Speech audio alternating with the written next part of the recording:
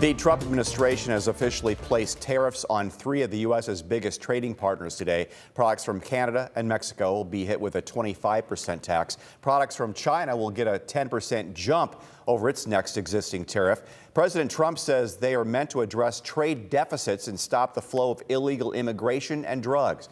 Michael Sandlin joins us in the newsroom with more. Michael, you've spoken to economists breaking down what this will mean for our area.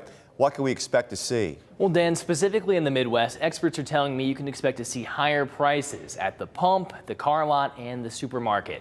However, some industries are championing the change, calling it a much-needed reset.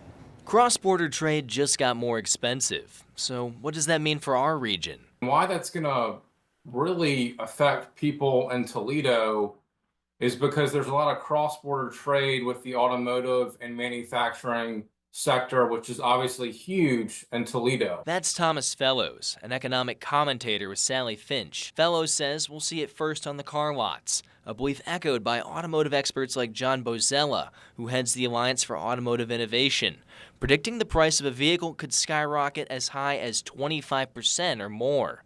And it won't just be the price of the car itself. Gas Buddy predicts fuel is going to spike too, especially for people living near the Great Lakes. I would estimate 5 to 15 cents a gallon. Much of the type of oil that is put through refineries in Toledo is heavy Canadian oil.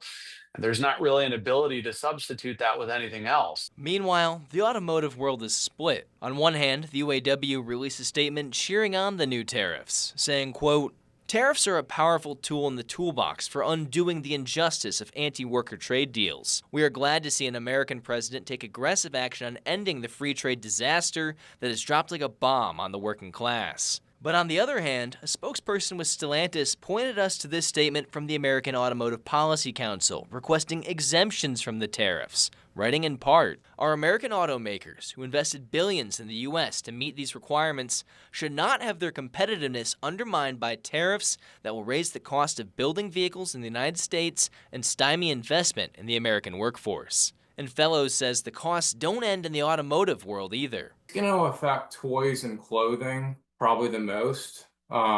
We see a lot of clothes come from China. At the supermarket, imported foods.